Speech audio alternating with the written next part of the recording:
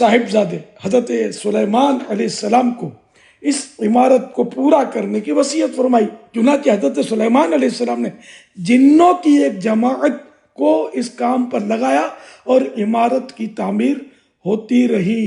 اللہ اکبر، جنات عمارت بنا رہے تھے. جی ہاں، اللہ کے حکم سے سلیمان علیہ السلام کی بادشاہت جنات پر بھی تھی. اب حضرت سلیمان علیہ السلام کی وفات کا وقت بھی قریب آ گیا اور پروجیکٹ کمپلیٹ نہیں ہو سکا.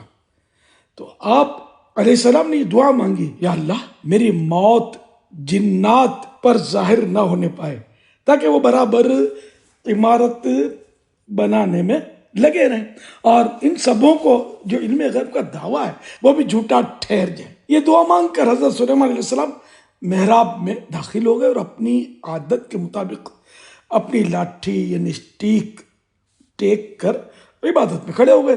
اور اسی حالت میں آپ علیہ السلام کی وفات ہو گئی. انا للہ و انا الیہ راجعون. مگر جنات مزدور جو تھے وہ یہ سمجھ کر کہ آپ زندہ کھڑے ہوئے ہیں برابر کام میں مصروف رہے اور لمبے لمبے ٹائم تک حضرت سلیمان علیہ السلام کا اسی حالت میں رہنا جنوں کے لیے کوئی تعجب کی بات تو تھی نہیں، کیونکہ بار ہاتھ دیکھ چکے تھے کہ حضرت سلیمان علیہ السلام ایک مہینے بلکہ کبھی کبھی دو مہینے برابر عبادت میں کھڑے رہا کرتے تھے.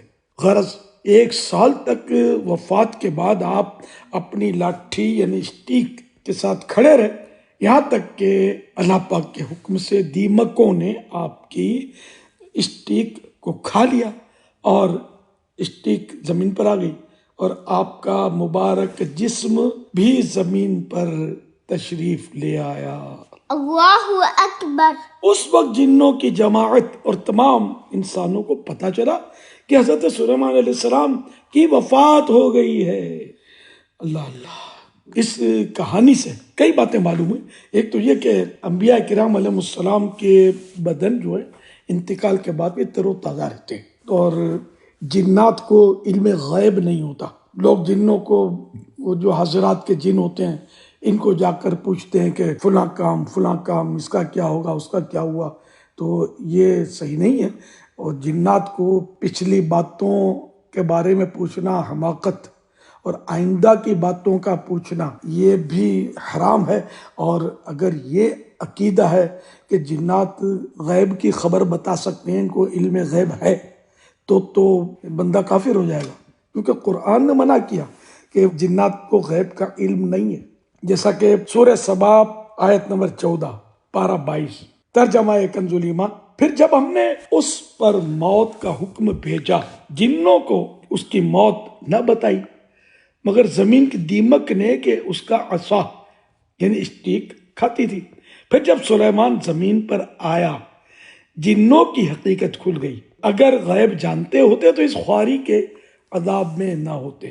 پتہ چلا کہ ان کو غیب کا علم نہیں ہوتا جنات کو. تو اس نے اگر کوئی عقیدہ رکھے کہ جنات کو غیب کا علم ہوتا ہے تو وہ قرآن کے خلاف ہے نا یہ عقیدہ. تو ایسے لوگ جو یہ حاضریاں کرتے ہیں اور عورتیں اور مرد جمع ہو کر سوالات کرتے ہیں، جنوں کی سواری آتی ہے تو ان کو سوالات نہیں کرنے چاہیے. بعض اوقات یہ دعویٰ کرتے ہیں بزرگوں کی سواری آتی ہے، تو اولیاء کرام اس طرح سواریاں کر کے عوام کو جمع نہیں کرتے. یہ بھی سب غلط باتیں ہیں، ان سے بچنا چاہیے اور دور رہنا چاہیے. نماز روزوں کی پابندی کرتے رہیے، مدنی چینل دیکھتے رہیے. صلی اللہ حبیب صلی اللہ تعالی